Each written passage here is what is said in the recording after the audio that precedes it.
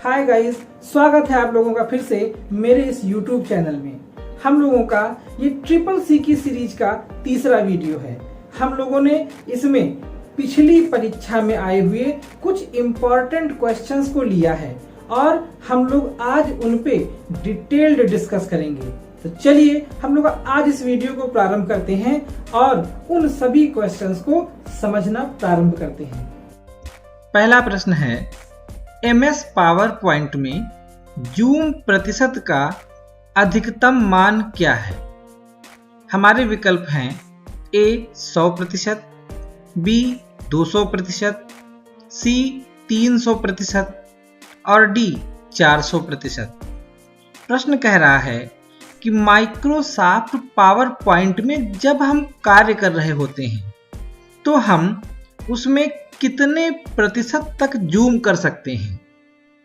Microsoft office power point में हम अधिकतम जूम कर सकते हैं 400% तक। इसलिए हमारे इस प्रश्न का सही विकल्प हुआ ऑप्शन नंबर डी। और इसी तरह से माइक्रोसॉफ्ट ऑफिस वर्ड में हम अधिकतम 500% तक जूम कर सकते हैं और माइक्रोसॉफ्ट एक्सेल में भी हम अधिकतम 400% तक जूम कर सकते हैं। हमारा दूसरा प्रश्न है, लाइनक्स में हार्ड डिस्क ड्राइव की प्रथम या मूल डायरेक्टरी को कहा जाता है।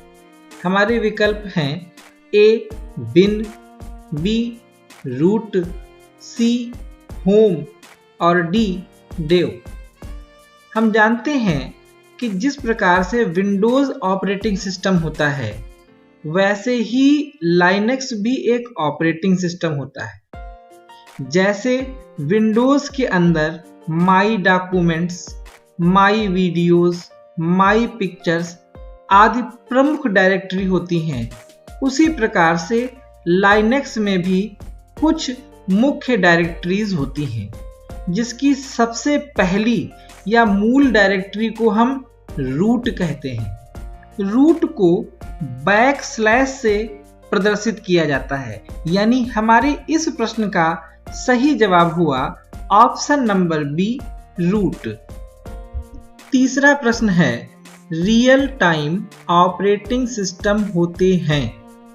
हमारे विकल्प हैं A online system, B offline system, C उपर्युक्त दोनों, D इनमें से कोई नहीं। सबसे पहले हम जानते हैं कि रियल टाइम ऑपरेटिंग सिस्टम होते क्या हैं। इनको शॉर्ट में RTOS कहा जाता है। ये वो ऑपरेटिंग सिस्टम होते हैं जो दिए गए समय में कार्य को पूरा करते हैं।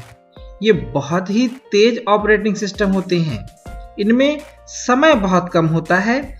ये दो प्रकार के होते हैं, हार्ड रियल टाइम और सॉफ्ट रियल टाइम।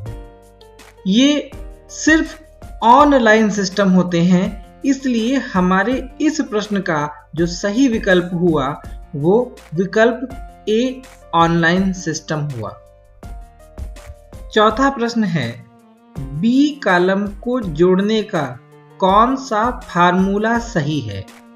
हमारे विकल्प हैं option A is equal to sum bracket के अंदर B1 colon B 1048576 bracket closed. ऐसे ही B ऑप्शन है is equal to add B1 colon B 1048576। Option C is equal to sum B1 B 1048576 bracket closed D none. ये जो B column की बात कही जा रही है, ये माइक्रोसॉफ्ट एक्सेल यानी स्प्रेडशीट पर जो कॉलम B होता है उसके सभी कॉलम को जोड़ने के फार्मूले की बात कही जा रही है। अब अगर हमने एक्सेल पे वर्क किया है तो हमें पता होता है कि हम जब भी कोई फार्मूला बनाते हैं तो सबसे पहले हम लिखते हैं इज इक्वल टू। उसके बाद में अगर हमें कुछ जोड़ना होता है तो हम वहां पर लिखते हैं SUM सम, यानी यहाँ पर हमारा विकल्प या तो A होगा या C होगा। अब क्योंकि हमें B कॉलम जोड़ना है तो जोड़ने के लिए हम लोग ब्रैकेट के अंदर लिखते हैं पहले B1 यानी B पहली सेल, और उसके बाद में कोलन का निशान लगाया जाता है और फिर अंतिम सेल लिख दी जाती है। और क्योंकि किसी भी स्प्रेडशीट में कुल रो की संख्या होती है 10,48,576, इसलिए बी कॉलम की अंतिम सेल होगी B 10,48,576। इसलिए बी कॉलम को जोड़ने का जो सही फार्मूला है वो ऑप्शन नंबर ए होगा, क्योंकि इसमें बीच में कोलन का निशान है, सी में कॉमा लगा हुआ है, इसलिए हमारा सी विकल्प नहीं हो सकता। हमारा पांचवा प्रश्न है क्लाउड कंप्यूटिंग क्या है। हमारे विकल्प हैं ए अपने डेटा को इंटरनेट पर सुरक्षित रखना, बी डेटा को कंप्यूटर में सेव करना, सी कंप्यूटर को इंटरनेट से जोड़ना, और D all of above. Cloud का मतलब होता है बादल यानी हवा में, यानी वो डेटा जो हमारे अपने सिस्टम पर ना हो, हमारे फोन में ना हो, हमारे कंप्यूटर में ना हो, वो क्लाउड पे हो सकता है। तो क्लाउड कंप्यूटिंग का एक सीधा सा अर्थ हुआ कि अपने डेटा को इंटरनेट पर सुरक्षित करना, यानी हमारे इस प्रश्न का जो सही विकल्प हुआ वो ऑप्शन नंबर ए हुआ। छठा प्रश्न है कंप्यूटर बंद होने पर किसमें डाटा सेव रहता है।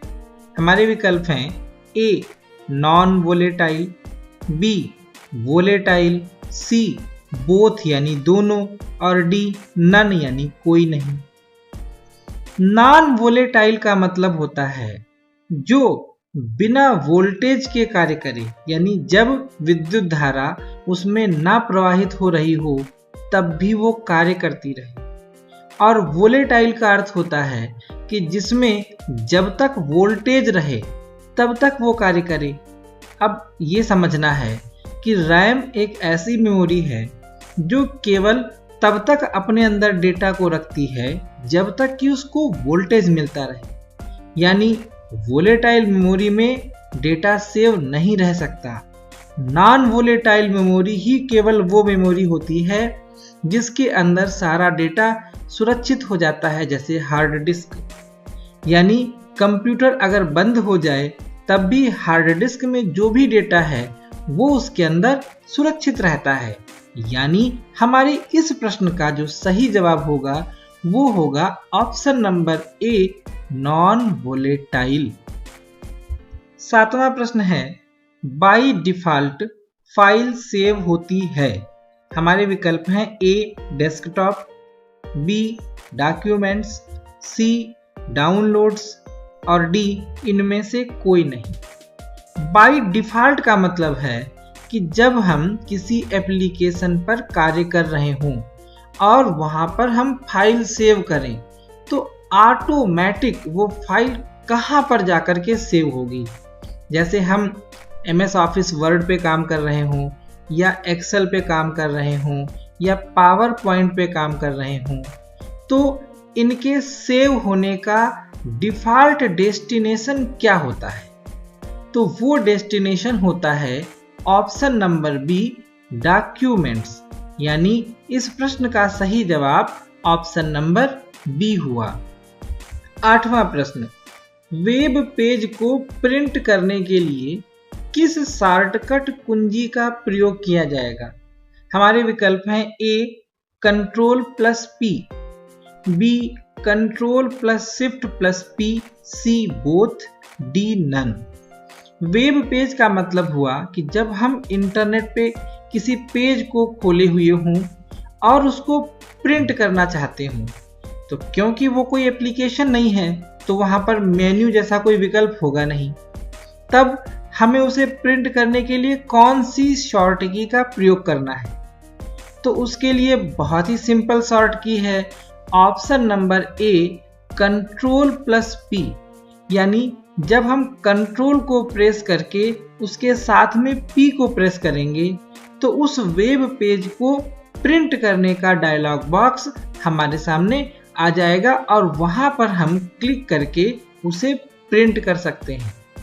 प्रश्न संख्या 9, ईमेल में CC क्या दर्शाता है?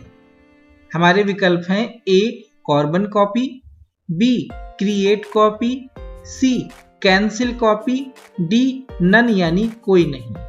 हम जब किसी को ईमेल भेज रहे होते हैं तो हम एक ईमेल एड्रेस उसमें डालते हैं। उस ईमेल एड्रेस वाले बॉक्स के नीचे एक विकल्प होता है CC, जिसका पूरा नाम होता है कार्बन कॉपी, यानी उस मेल की कार्बन कॉपी किन किन को भेजनी है उस बॉक्स में हम ये डाल सकते हैं और जिन जिन को वो मेल प्राप्त होगी उन सबको ये भी दिखाई पड़ेगा कि वह मेल उनके अतिरिक्त और किन किन लोगों को भेजी गई है। CC के नीचे एक विकल्प और होता है जो होता है BCC। BCC का फुल फॉर्म होता है ब्लाइंड कार्बन कॉपी। उसमें जितने भी लोग मेल प्राप्त करते हैं उनमें से किसी को भी ये नहीं पता होता है कि वह मेल और किन किन लोगों को भेजी गई है। यानी इस प्रश्न का जो हमारा सही विकल्प है वो है option number A carbon copy. प्रश्न संख्या 10, फाइल नेम और एक्सटेंशन के बीच में क्या लगा करके अलग करते हैं?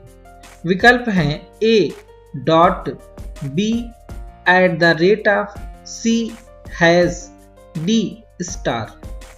फाइल नेम और एक्सटेंशन नेम हम जब भी लिखते हैं तब हम फाइल नेम के आगे डॉट लगा देते हैं। मान लीजिए हम नोटपैड पर HTML के टैग्स लिख रहे हों और हमें उसको सेव करना है तो हम उस फाइल को एक नाम देंगे और उसके बाद में हम डॉट लगा करके आगे लिख देंगे HTML, यानी फाइल नेम और एक्सटेंशन के बीच में डॉट लगा करके उसे अलग किया जाता है। तो इस प्रश्न का हमारा सही विकल्प है ऑप्शन नंबर ए डॉट। प्रश्न संख्या 11, बैंक को इंटरनेट से कब अटैच किया गया? ऑप्शंस हैं ए सन 2000 में, बी सन 1996 में, सी सन 1995 में, डी सन 1994 में। पहले बैंकों में अपने खुद के अलग सर्वर होते थे और बैंक स्तर पे कार्य किया जाता था। बाद में सभी बैंकों को इंटरनेट से जोड़ने का कार्य प्रारंभ हुआ।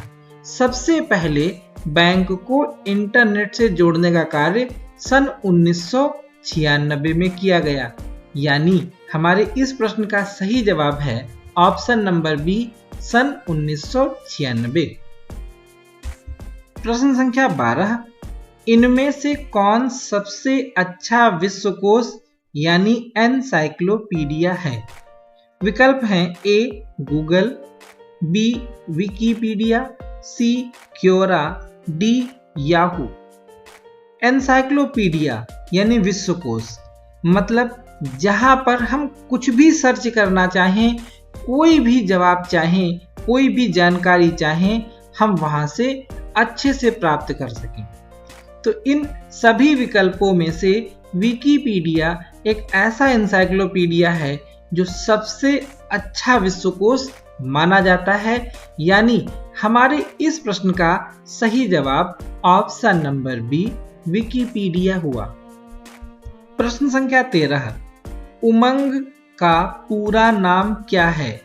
विकल्प हैं A unified mobile application for new age governance, B unifier mobile application for new age governance, C universal mobile application for new age governance और डी नन यानी कोई नहीं। उमंग एक ऐसी एप्लीकेशन है जो भारत सरकार के द्वारा लॉन्च की गई है और इसके माध्यम से आप केंद्र और राज्य सरकारों की 162 सेवाओं का लाभ घर बैठे उठा सकते हैं। इसका पूरा नाम है unified mobile application for new age governance. इस ऐप के द्वारा आप विद्यालयों की फीस जमा कर सकते हैं, गैस सिलेंडर की बुकिंग करा सकते हैं, फसल बीमा के प्रीमियम की जानकारी पा सकते हैं, मिट्टी की सेहत के बारे में जानकारी पा सकते हैं, अस्पतालों में मरीजों को दिखाने के लिए नाम दर्ज कराया जा सकता है और ढेर सारी सुविधाएं इससे प्राप्त कर सकते हैं। तो हमारे इस प्रश्न का सही जवाब है ऑप्शन नंबर ए, उमंग यानी unified mobile application for new age governance. प्रश्न संख्या 14, ट्विटर में हैश का क्या यूज होता है? ऑप्शंस हैं ए, किसी विषय पर चर्चा करना, बी, किसी को टैग करना, सी, किसी को मैसेज भेजना, डी, उपरोक्त सभी। ट्विटर एक एप्लीकेशन है जिसमें जब किसी को किसी विषय पे चर्चा करनी होती है तो उस विषय से पहले वो हैश का टैग लगा देता है। यानी हमारे इस प्रश्न का सही विकल्प है ऑप्शन नंबर ए, किसी विषय पर चर्चा करना। प्रश्न संख्या 15, एक एप्लीकेशन को डेस्कटॉप पर स्थित शॉर्टकट द्वारा इस प्रकार से खोला जा सकता है। हमारे विकल्प हैं ए, शॉर्टकट पर डबल क्लिक करके, बी, राइट क्लिक और ओपन ऑप्शन चुनकर, सी, आइकन सेलेक्ट करके फिर एंटर की दबाकर, और डी, उपरोक्त सभी। प्रश्न हमसे पूछ रहा है कि कोई एप्लीकेशन का शॉर्टकट है डेस्कटॉप के ऊपर, हम उसको किन तरीकों से ओपन कर सकते हैं? पहला तरीका कि शॉर्टकट पर डबल क्लिक करके खोलें, ये सार्वभौमिक है, यानी प्रायः लोग यही करके किसी भी शॉर्टकट एप्लीकेशन को ओपन करते हैं। बी, राइट क्लिक और ओपन ऑप्शन चुन करके, यानी हम किसी भी शॉर्टकट के ऊपर राइट क्लिक करें, फिर ओपन पे क्लिक करके उस एप्लीकेशन को खोल सकते हैं। और तीसरा, आइकन को हम माउस से सेलेक्ट कर लें और कीबोर्ड में एंटर की को प्रेस कर दें तो भी वो एप्लीकेशन खुल जाएगी। यानी इस प्रश्न के सारे विकल्प सही हैं, इसलिए इसका राइट ऑप्शन होगा ऑप्शन नंबर डी, उपरोक्त सभी। प्रश्न संख्या 16, निम्नलिखित में से कौन सी स्टोरेज की सबसे बड़ी इकाई है? हमारे विकल्प हैं ए, जीबी, बी, केबी, सी, एमबी और डी, टीबी। जीबी का फुल फॉर्म होता है गीगाबाइट, केबी का फुल फॉर्म होता है किलोबाइट, एमबी का फुल फॉर्म होता है मेगाबाइट और टीबी का फुल फॉर्म होता है टेराबाइट। इन चारों में सबसे छोटी इकाई है केबी, और जब 1024 केबी होते हैं तो वो 1 एमबी के बराबर हो जाता है। इसी प्रकार से जब 1024 मेगाबाइट होते हैं तब वह 1 गीगाबाइट के बराबर हो जाता है, और जब 1024 गीगाबाइट हो जाते हैं तब वह 1 टेराबाइट के बराबर हो जाते हैं। यानी इस प्रश्न का जो मतलब है कि स्टोरेज की सबसे बड़ी इकाई वो है ऑप्शन नंबर डी, टेराबाइट यानी टीबी। प्रश्न संख्या 17, एक निबल बराबर होता है? हमारे विकल्प हैं ए, 4 बिट्स, बी, 4 बाइट, सी, 8 बिट्स, डी, 8 बाइट्स। एक निबल बनता है 4 बिट्स से मिलकर के, यानी इस प्रश्न का सही विकल्प ऑप्शन नंबर ए, 4 बिट्स होगा। प्रश्न संख्या 18, जटिल वैज्ञानिक गणना के लिए कौन सी भाषा का उपयोग किया जाता है? हमारे विकल्प हैं ए, जावा, बी, सी लैंग्वेज, सी, फोर्ट्रान, डी, कोबोल। जटिल वैज्ञानिक गणना करने के लिए जिस कंप्यूटर भाषा को विकसित किया गया वो भाषा है फोर्ट्रान। यानी इस प्रश्न का हमारा सही विकल्प हुआ ऑप्शन नंबर सी, फोर्ट्रान। प्रश्न संख्या 19, डीवीडी का पूरा नाम क्या है? हमारे विकल्प हैं A, digital video disc, B, dynamic video disc, C, digital versatile disc और D, dynamic versatile disc. DVD का पूरा नाम होता है डिजिटल वर्सेटाइल डिस्क। इसमें लगभग 4.5 GB डेटा स्टोर किया जा सकता है। यानी इसमें हम उच्च क्वालिटी की वीडियो को स्टोर कर सकते हैं, यहाँ तक कि बड़े साइज वाले ऑपरेटिंग सिस्टम तक को डीवीडी में स्टोर किया जा सकता है। इसकी खोज और आविष्कार सन 1995 में फिलिप्स, सोनी, तोशिबा और पैनासोनिक नाम की 4 कंपनियों के द्वारा किया गया था। यानी हमारे इस प्रश्न का सही जवाब है option number C, digital versatile disc. प्रश्न संख्या 20, टेक्स्ट लाइन की शुरुआत में जाने के लिए कौन सी कुंजी दबाई जाती है? विकल्प हैं ए, होम, बी, पेज अप, सी, एंटर और डी, एंड। होम का अर्थ होता है घर, यानी जहां से हमने प्रारंभ किया हो। अगर हमें वहां पहुंचना है तब हम होम की को प्रेस करते हैं, यानी टेक्स्ट लाइन की शुरुआत, यानी जहां से हमने प्रारंभ किया है। तो इस प्रश्न का जो सही विकल्प हुआ वो हुआ ऑप्शन नंबर ए, होम। इसके अलावा पेज में ऊपर जाने के लिए पेज अप का प्रयोग करते हैं, नई लाइन पे आने के लिए एंटर की को प्रेस करते हैं और सबसे अंत में जाने के लिए हम एंड की को प्रेस करते हैं। प्रश्न संख्या 21, निम्न में से विषम कौन सा है? ए, SMTP जिसकी फुल फॉर्म हुई simple mail transfer protocol, B, FTP full form है file transfer protocol, C, IMAP यानी इंटरनेट मैसेज एक्सेस प्रोटोकॉल और डी, POP यानी पोस्ट ऑफिस प्रोटोकॉल। जब हम इन चारों को कंपेयर करते हैं तो हम ये देखते हैं कि पहला ऑप्शन मेल ट्रांसफर के लिए है, तीसरा ऑप्शन मैसेज ट्रांसफर के लिए है और पोस्ट ऑफिस प्रोटोकॉल के द्वारा भी मेल यानी डाक इत्यादि को ट्रांसफर किया जाता है। इनमें से जो ऑप्शन बी है FTP फाइल ट्रांसफर, ये एक अलग प्रकार का विकल्प है। इसलिए इन सभी विकल्पों में से ऑप्शन नंबर बी विषम है और यही इस प्रश्न का राइट आंसर है। प्रश्न संख्या 22, LCD का पूर्ण रूप क्या होगा? ऑप्शन है liquid crystal display, B, liquid copper display, C, light crystal display और डी, लेआउट कोर डिस्प्ले।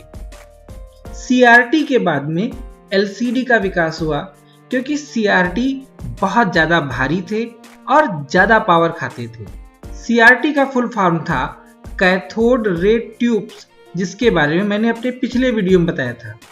उसके बाद में आया LCD जो CRT की तुलना में काफी हल्के थे और ये कम विद्युत की खपत करते थे।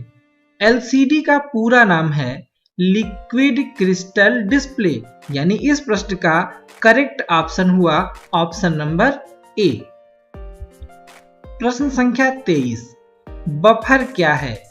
विकल्प हैं ए, CPU और मेन मेमोरी के बीच काम करता है, बी, CPU और हार्डवेयर के बीच काम करता है, सी, मेन मेमोरी की गति बताता है, डी, उपरोक्त सभी। हम लोग देखते हैं कि हम कभी कभी जब कोई प्रोसेस करा रहे होते हैं तब वहां पर थोड़ा सा समय लगता है, उस लगने वाले समय को ही हम कहते हैं बफर। जैसे कभी कभी YouTube पर वीडियो चल रही होती है और वहां पर उसमें बीच में गोल गोल घूमने लगता है और वीडियो रुक जाती है। हम कहते हैं कि बफरिंग हो रही है। तो वो होता क्या है? तो होता ये है कि जब CPU और मेन मेमोरी के बीच में काम चल रहा होता है, तो जब उसमें ज़्यादा समय लगता है, तब वहाँ पर उस पीरियड को हम बफरिंग कहते हैं। तो इस प्रश्न का हमारा सही विकल्प हुआ ऑप्शन नंबर ए, CPU और मेन मेमोरी के बीच काम करता है। प्रश्न संख्या 24, गूगल ड्राइव में अधिकतम कितने जीबी की फाइल अटैचमेंट सेंड की जा सकती है? विकल्प हैं ए 100 MB, बी 1 GB, सी 10 GB और डी 15 GB।